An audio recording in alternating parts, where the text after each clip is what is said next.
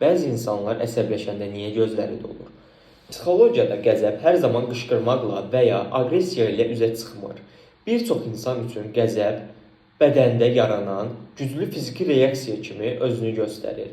Qəzəb yığıldıqca sinir sistemi daha yüksək oyanıqlıq halına keçir. Ürək döyüntüsü sürətlənir, nəfəs dəyişir, əzələ gərilir və duyğular eyni anda ön plana çıxır. Bu intensivlik insanın özünü kədərli və ya emosional olaraq kövrək hiss etməsə belə, göz yaşı vəzlərinin hərəkətə gəlməsinə və gözlərin dolmasına səbəb olur. Bəzi insanlar üçün qəzəb, incilmişlik, məyusluq və ya eşidilməmiş olma hissi ilə sıx bağlıdır.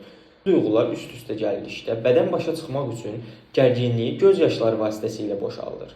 Bu, şüurlu şəkildə edilən bir davranış deyil, avtomatik bir reaksiyadır. Zəiflik ya da emosional yetərsizlik deyil. Qəzəb zamanı gözlərin dolması, duyğuların daşınmayacaq qədər intensiv hiss edildiyinin bir işarəsidir. Bədən bildiyi ən sürətli yolla təzyiqi azaltmağa və özünü tənzimləməyə çalışır.